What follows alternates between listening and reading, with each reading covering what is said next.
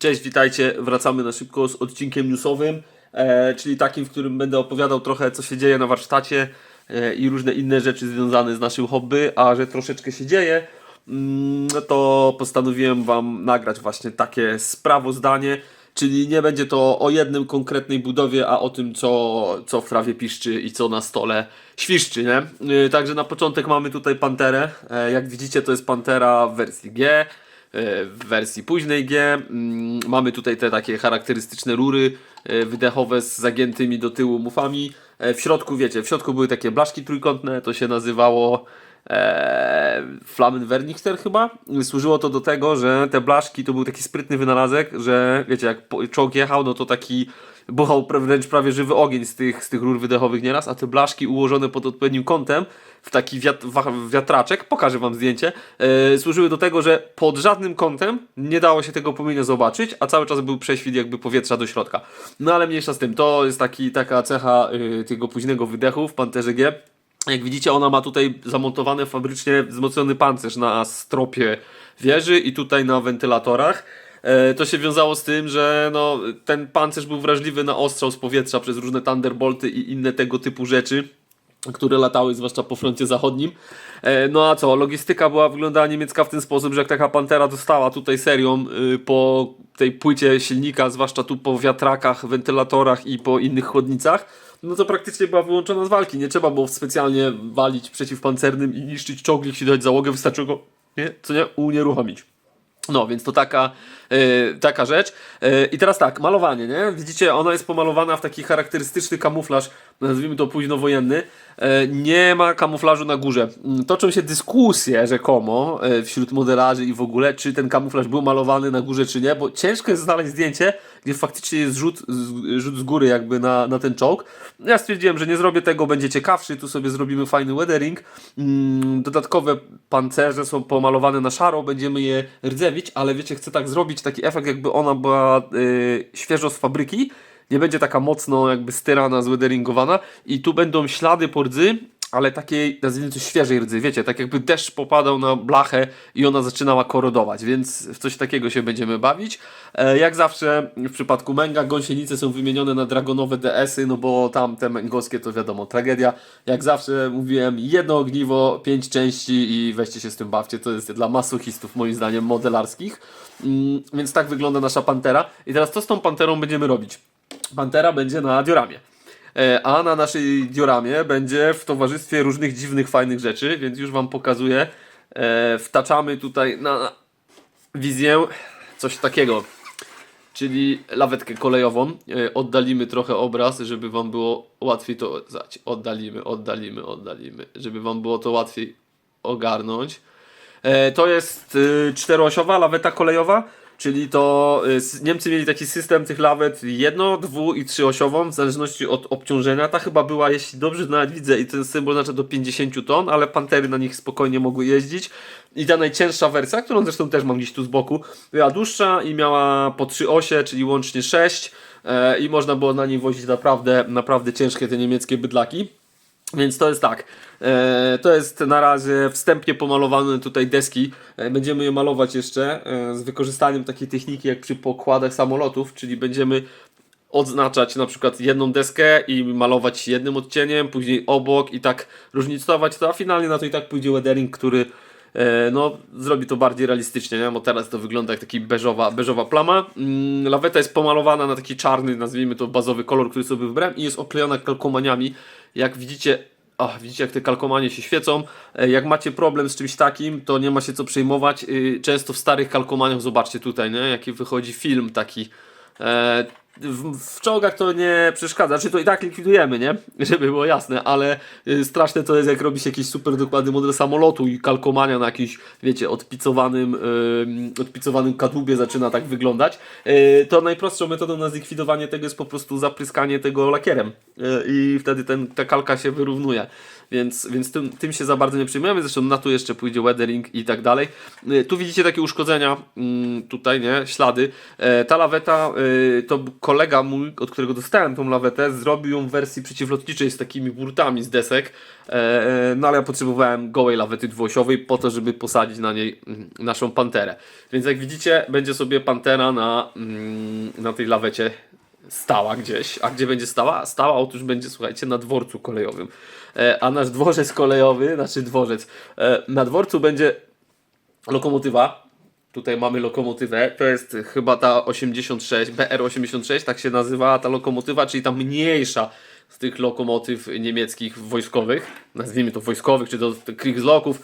No jak zwał, tak zwał. W każdym razie to jest ta lokomotywa, która będzie na naszej dioramie i mamy tutaj, słuchajcie, kurde, to jest tak duże, że muszę jak zawsze sobie tutaj trochę przestrzenią pozarządzać, więc zabieramy to i wjeżdżamy z podstawą. To jest podstawa, czyli torowisko, które zrobiłem. Na razie jest jeszcze w fazie prac, więc nie wygląda to też zbyt dobrze. Słuchajcie, to są tory przyklejone do podstawy z, wiadomo, z tego twardego, takiego zielonego, o widzicie tu styroduru. Wysypane żwirkiem takim do makiet kolejowych. Robiłem to na takiej zasadzie, że klej do drewna, tego, wiecie, taki typu wikol, mieszałem z wodą, robiłem z niego taką rzadką zupę, zalewałem to, zasypywałem tym żwirkiem, oczekiwałem aż wyschnie, przewracałem, zsypywałem do pojemniczka to co zostało, poprawiałem i tak w kółko. Tory są też przyklejone, tory są już wstępnie pomalowane, natomiast widzicie, tu jest jeszcze taki odkurz od areografu. Ja go trochę starałem się zlikwidować, malując na szarym podkładem, ale to nie do końca wychodzi, to trzeba będzie jeszcze z pędzelka, wiecie, każdą tą szczelinę poprawić, żeby tory się bardzo odróżniały od torowiska, tak?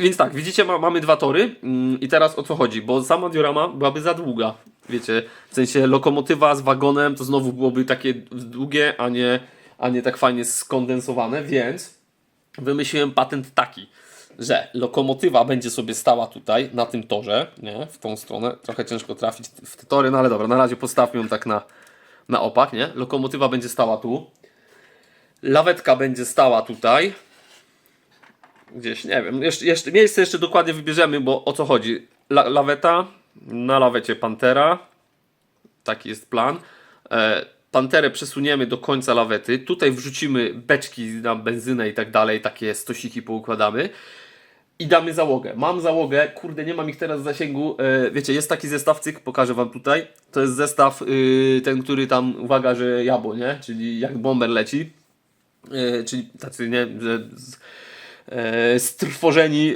nalotem pancerniacy niemieccy, a ja ich wykorzystam do tego, żeby zasymulować scenkę, że rozmawiałem sobie z kimś, kto pracuje na kolei, czyli goście będą na lawecie i będą sobie rozmawiać z jakimś pracownikiem kolei, nie, wiecie, nie wiem, z maszynistą czy z kimś, kto pracuje przy pociągach. I jakoś to tak, wiecie, poprzesuwam, poustawiam, żeby było ciekawie. No idea jest taka, że lokomotywa w tamtą stronę, Pantera w tą stronę w transporcie. Myślę jeszcze nad takim karkołomnym numerem, żeby tutaj obciąć drugi wagon i dostawić i zasymulować, że to jest wagon.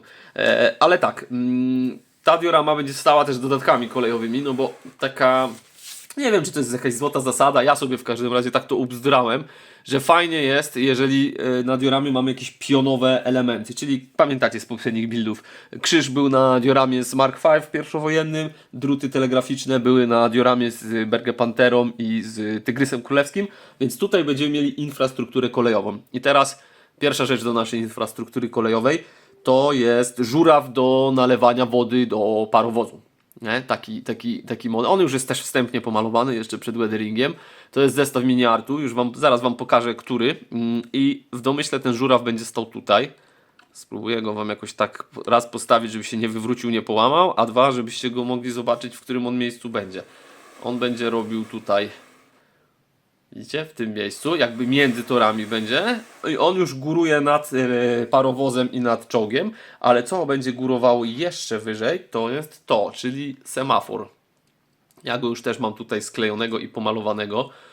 To jest też semafor od mini-artu, on jest prawie że 2 razy większy od żurawia i on będzie, spróbuję wam to jakoś tak pokazać, żeby żebyście mieli ogląd, a później zwrócę wam jakieś zdjęcie, bo na filmie to ciężko będzie pokazać, on będzie w tym miejscu, nie? Czyli będą jakby dwie rzeczy związane z koleją, z infrastrukturą kolejową, tak? No i teraz co? Mini art. To są zestawy te, o, nie, widzicie, taki żuraw z mini artu i taki semafor z mini artu. Zestawy mini artu mają to do siebie, że są super zaprojektowane, ale ewidentnie przez kogoś, kto jest projektantem, a nie modelarzem, bo po prostu sklejanie tego semaforu to była udręka, bo jego się sklejało jakby całą tą kratownicę, czyli ten, nazwijmy to, słup telegraficzny, nie, tą podstawę tego semafora składało się z 4 ścianek. Każda miała jakby profil tak, że zachodziły na siebie, tak na krzyż. I tam było po prostu mnóstwo nadlewków do usunięcia i tak dalej, a plastik był bardzo cienki, więc one są super skomplikowane, super fajnie zaprojektowane i fajnie się prezentują po wykonaniu, natomiast budowa ich to jest jakiś koszmar. Trzeba się uzbroić w cierpliwość, no ale jak jakoś sobie to człowiek ogarnie, to będzie to fajny dodatek do dioramy. No, więc to tyle jeśli chodzi o dioramę, którą budujemy teraz. Co tu jeszcze możemy dodać? Dodam jakieś kępki trawki, wiadomo, jakąś ziemię i tak dalej. Mam trochę figurantów, trochę dodatków typu właśnie beczki. Pantera będzie przymocowana łańcuchami do tej lawety. No, więc tak to będzie wyglądać. Myślę, że wyjdzie spoko. No i cieszę się, że zamknąłem to w takim, no, w prostokącie. Nie nazwę tego kwadratem. Nazwijmy to, że to jest w prostokącie. I będzie to też taka diorama, że ten parowóz z tyłu będzie jakby robił za tylną ścianę. Czyli ona będzie najmniej ciekawa do oglądania od tyłu, ale z przodu i z boku będzie się najwięcej działo. Teraz co ciekawego dalej. Dalej słuchajcie, patrzcie na to, co my tu mamy. To jest samolot, niewątpliwie. I to jest C-130A Hercules, czyli ten Hercules w wersji Gunship.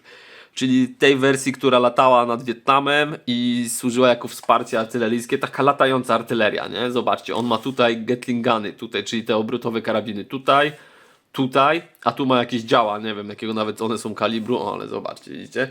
I on sobie tak latał i ostrzeliwywał cele. Na razie mamy sklejony kadłub, pomalowane i sklejone wnętrze, tak troszkę zweatheringowane, bo jeszcze nie wiem, czy będę robił klapy, znaczy tą rampę w wersji otwartej czy zamkniętej. Rampa składa się z 2 takich elementów, nie? Ten jest zamykany ten się zamyka do środka, a ten, to jest tak, tak przychodzi, nie? Ten tu i to jest rampa załadunkowa. Natomiast co to jest w ogóle za model, nie? Jak dostałem go, tak powiem, na zlecenie, ale słuchajcie tego, patrzcie, uwaga. To jest pudełko, zabiorę sobie semafor, żeby go nie uszkodzić. To jest, słuchajcie, pudełko od tego Herkulesa. Kto wie, ten wie, że to jest mega stary Italerii. A dokładnie sprawdziłem, to jest rocznik 1983, czyli model starszy ode mnie o 3 lata. I wydaje mi się tak, patrząc po jakości wyprasek i po tym jak się go składa do tej pory, to jest jeden z wcześniejszych wypustów, bo części są całkiem nieźle spasowane. Jak na taki stary model wygląda to całkiem ok. Natomiast problemem jest plastik, który jest twardy jak kamień, on się aż tak świeci, zobaczcie. No teraz jak modele to są zrobione z takiego jakiegoś matowego tworzywa, nie? A ten widzicie jak odbija światło? No i co? I teraz tak, podstawowy temat, czyli wypukłe linie podziału, one nie są wklęsłe, są wypukłe i ten szef, który trzeba będzie zlikwidować, ale tak, żeby nie uszkodzić tych linii podziału. Nie mam pojęcia jak ja to zrobię, będzie pewnie niezła orka z tym, no ale coś będziemy kombinować, no także... Tak to wygląda. Zobaczcie, to są kalkomanie z tego zestawu. Taki papier, który chyba już od wilgoci w powietrzu się wygiął. Mam nadzieję, że będzie że się udaje wykorzystać, bo tam mi się mega podoba ten Ghost Rider. On powinien być tu z boku kabiny. Kalkomanie zrobione przez Kartografa, czyli tą znaną firmę od modeli. No zobaczymy, od Kalkomanii. Zobaczymy, co z tego wyjdzie. Mam nadzieję, że się uda. A tu w ogóle instrukcja, nie? Instrukcja jak jakiś stary dokument. Także jest co robić. Więc tym się aktualnie zajmujemy. I teraz uwaga, co jeszcze się wydarzyło? Wydarzyła się jeszcze taka w sumie mała rzecz. Nie wiem, czy wam nagrywałem inbox tego, czy nie. Jeżeli nie, to może nagram w przyszłości. Zobaczcie, tu mam coś takiego, czyli Bradley'a M3A3 z tym dodatkowym bask pancerzem po bokach. Bradley jest od Menga. I teraz tak, ten model można kupić w wersji z wnętrzem i bez wnętrza. Ja go dostałem i to jest ten w wersji bez wnętrza i chciałem do niego dokupić wnętrze, żeby zrobić dioramę, kolejną zresztą, i już miałem na nią fajny pomysł, ale wnętrze okazało się niedostępne i najprawdopodobniej Meng wycofał je z produkcji i przez dłuższy czas ono nie było dostępne, natomiast pojawiło się ostatnio, więc je zakupiłem. Jak tylko przyjdzie, to będziemy się tutaj grzebać z tym Bradleyem. Zobaczcie, on tu jest jeszcze cały w folii. To jest w ogóle mega fajny model i on ma dużo będzie miał wnętrza do zaprezentowania, bo wiecie, Bradley ma, ta rampa się otwiera, nie? Otwiera się tak tutaj w dół i będzie całe wnętrze w środku, silnik, przedział bojowy, wszystko, pojemniki na ten, bo on ma tutaj tą wyrzutnię PPK jakichś swoich, więc pociski do tego są po bokach, będą, no, mam dużo dodatków typu baniaki po wodzie mineralnej, kartony po racji żywnościowej, Coca-Colę. Kupiłem też takie plakaty z gołymi panienkami do tego, do wnętrza, nie? Takie, żeby nadać temu wnętrzu życie. Zobaczymy, mam też dużo plecaków współczesnej broni i tego wszystkiego, więc zrobimy jakąś taką dioramę, ale to jest pomysł na kolejną dioramę. Więc to tyle, słuchajcie, jeśli chodzi o to, co się dzieje na ławeczce, że tak powiem, na benchu moim. I co? Aktualnie robię tak, w przerwach między robieniem dioramy robię sobie tego C130. Tego C130. Zobaczymy, jak to wyjdzie. Diorama jest już na tym etapie, który najbardziej lubię, czyli mam sklejoną panterę, sklejony parowóz, sklejone dodatki, więc w zasadzie teraz tylko muszę to wszystko ze sobą fajnie zgrać, połączyć, zacząć weatheringować, dodać dodatki. No i będziemy mieli koniec tej dioramki, więc wydaje mi się, że też mi się uda wyrobić i będziemy się zajmować albo Bradleyem, albo totalną niespodzianką, którą mam dla Was, ale to jeszcze zobaczymy, bo jeszcze wydaje mi się, że jest szybki plan na wejście w uniwersum Warhammera 40 000, ale to w przyszłości i na pewno nagram o tym osobny film. Także słuchajcie, takie trochę dłuższe 15 minut gadania o tym co i jak, ale raz, że chcę mieć jakiś ruch na kanale, a sami widzicie, robię po prostu różne rzeczy. Nie ma co nagrywać filmików ze stricte budowy, bo to są proste tematy, ale czasozajmujące, a nie chcę, żebyście też czekali po prostu długo na kolejne wideo. Wydaje mi się, że taka forma newsa też się przyda. Następny film na pewno będzie już z gotową dioramką, ze zdjęciami i tak dalej i opowiem Wam, co tam się wydarzyło, co poszło nie tak, a co poszło tak, no bo też pierwszy raz robiłem torowisko i tym podobne, nie? Także słuchajcie, jest zimne lato, pogoda jest taka, że dzisiaj cały dzień siedzę i dłubię przy tym C130, mimo że mamy lipiec, końcówkę lipca, więc pogoda jest modelarska, prawie jesienna. Także trzymajcie się tam ciepło, odpoczywajcie, czy co tam robicie, sklejajcie modele i tyle, nie? Widzimy się w następnym odcinku. Cześć!